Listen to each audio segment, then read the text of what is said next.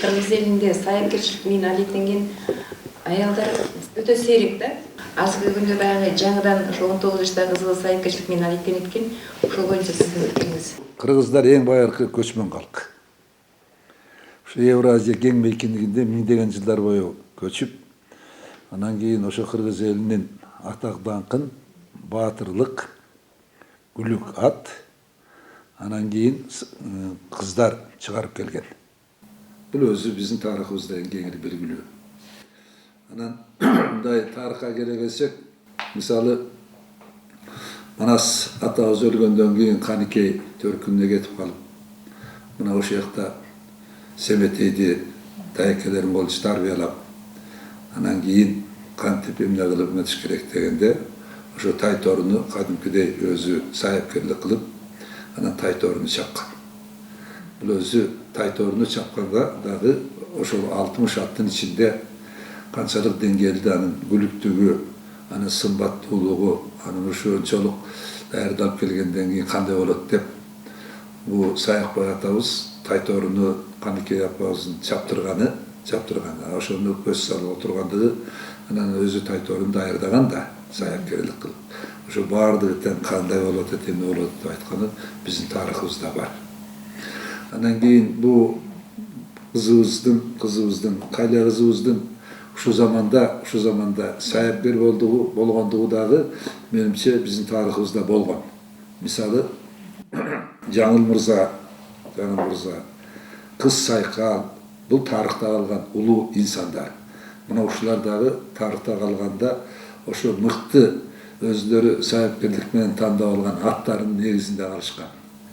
Мисалы Сайкал канчалык деңгээлде ушунчалык кыйын болуп, аты менен жүрүп. Анан кийин тарыхтагы биз өтө эле толук айтпай коелук, бирок ошо Сайкал кылган, Жаңыл мырзаны Жаңыл мырзага кылган булбардын өзлөрү даярдан күлүк аттары болгон. Албетте бул Совет дооруна киргенибизден кийин бул кесип кыздар тарабынан унутулуп бараткан. Себеби анын дагы өзүнчө тарыхы болсо керек. Анан кийин бул кыздарга болгон, кыз балага болгон коом тарабынан, анан бул элдер тарабынан болгон мамиледен болсо керек. Ошо тиги саяпкерликтин жок болуп бараткандыгы, же болбосо азайып бараткандыгы. Мына ошо 21-кылым башталган учурда өзү жапжаш кызыбыз,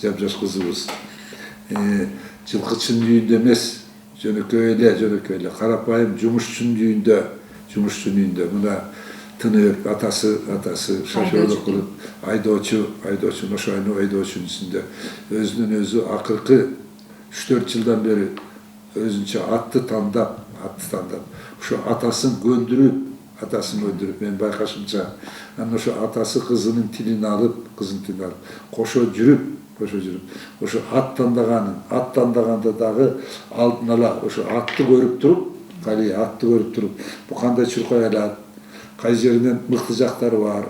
Бир жолу дагы ошо ат чуркайарында ушуларды чаппай койсо болот эле, ушулар майып болуп калбасын деп бир жолу айткан экен.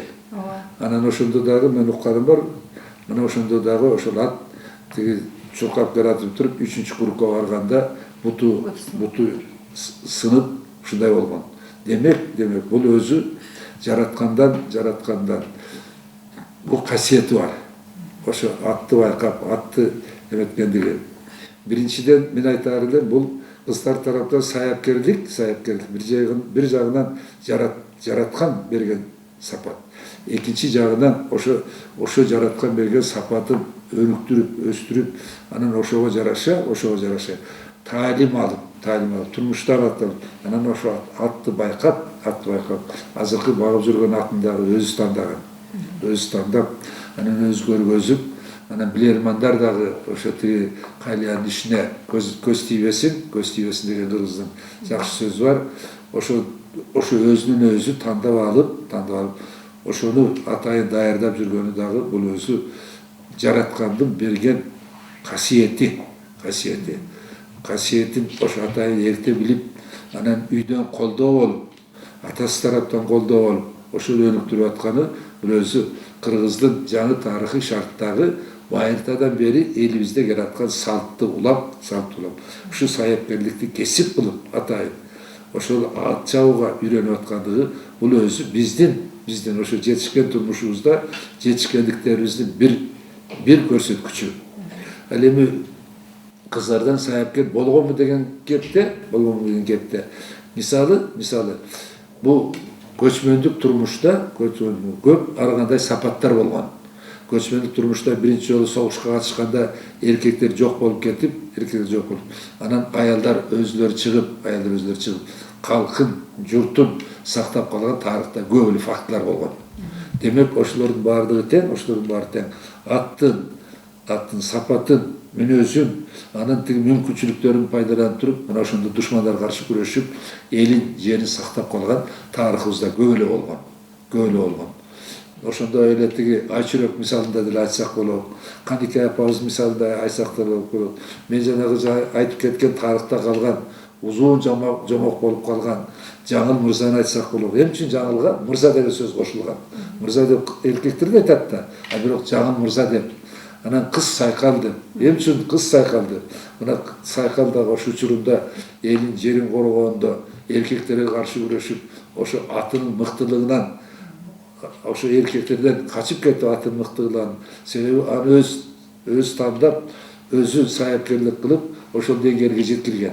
Демек, бүгүнкү күнү мына Калия кызыбыз такыр башка шартта, башка чөйрөдө, башка учурда өзү ушу жаратканын берген сапатын үркпөй, коркпой, үйдө айтып, ошо атасы, тыным атасы көнүп ошого. Мына ушу кызым ушундай болуп атат, ушу атты деп, анан кийин өзүнүн турмушунун деңгээлинен өтө бай болуп кетпей эле туруп, ошо атты атайын сатып берип, анан ошо эркектердин арасында ошолор айтып аткан аттын ар бирине мүнөздөмө өрүп, ошол айткандар так чыгып калганы мунун баардыгы тең өзгөчө сапат. Демек, Калиядан мыкты саяпкерлик чыгат. Будай буюрса кыргыз элинин атак даңкын дагы бир жолу көтөрө турган деңгээлге жетет деген менде ишенич терең. Кысенсе ушул жерде баягы өзүңүз айткандай адан жөнөкөй үй бүлөдөн чыккан бүгүнкү күндө өзүн баягы мындай аттар өзүңүз билесиз баазыдардан кымбат турат. Биздин нарк сыйлаган, салтты билген, салтты колдогон жакшы ишкерлерибиз бар, ишкер жигиттерибиз бар. Жеке ошолорго бир ушул кызды колдоодо бир өзүнчө ат алып берүүгө мен өзүнөн сурасам, аябай жөнөкөйдө үй бүлө өзүңүз айткандай мындай ооз ачып кеп да кылышкан жок. Өнөрүм өркүндөтүм деди. Сиз баягы биздин элге баш таанылган, көп адамдарга тилиңизди угат, кеңештериңизди угуп жүрөт. Кандай кеңеш берет элеңиз? Ишкерлерге ушу салт сыйлаган, нарк билген биздин жанагы ишкерлерибиз бар эмеспи? Ошого кандай бир колдоо көрсөтүп койсо деп ойлойт элеңиз? Мен ойлойт элем, бүгүнкү күнү турмуш оңолуп атат. Жана могу жаңы тарых шартка байланыштуу биздин жигиттерибиздин арасында накта элдин таалайы үчүн, элдин баксы үчүн, мамлекеттин бүтүндүгү үчүн, мамлекеттин атак даңкы үчүн иштеп жүргөн мен жигиттерди билем.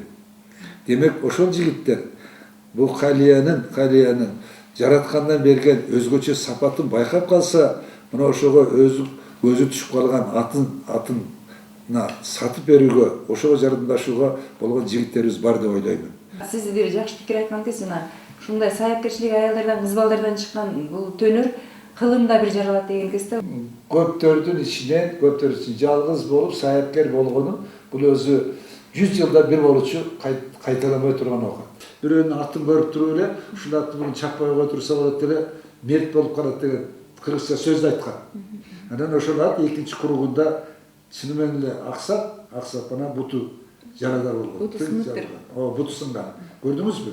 Бул ошол жерде жүздөгөн миңдеген кишилер ал атты көрүп атат, бирок эч ким көргөн эмес. А миңдердин арасынан ушу Калия көрүп, ошо айтып атат да. Демек ошо алар дайым эле мындай айта бербейт. Миңдеген миллиондордун ичинен бирөөгө жалгыз жар берилиши мүмкүн. Канике апанын тайторун чабышын айткан жерим жок. Бекеринен. Бу да Канике Марас атабыз өлгөндөн кийин тиги жаш бала Семетейди төркүнүнө алып барып, мына ошондо тайторуну ала кетип, тайторуну камдап жүрүп, анан баласы бойго жеткенден 12 жашка чыккандан кийин кыргыздардын эркектери 12-13 жашында бойго жетет деп ошондо душманга каршы аттанчы. Мына ошондон келип алып туруп, тиги өзүнчө бир төлгө кылып тайторун чаптырып атпайбы? Анан бекеринен тиги тарыхыбызда калган, узун тарыхыбызда калган Жаңы Мырзанын мисалында кыз сайкалын мисалын бекеринен айткан жерим жок. Демек, тарыхый шартка байланыштуу, тарых шарты ар бир доордо болгон. Бул калиянын бүгүнкү күнү чыкканы, бул дагы заманыбызга жараша, биринчиден элибиздин узун тарыхында болуп келген, экинчиден бул үлгү аларлык мыкты сапат, ошон үчүн өзүнчө бул да өнүгөт, өсөт, бара жакшы шарттарга ээ болот деген ниеттемин. Рахмат.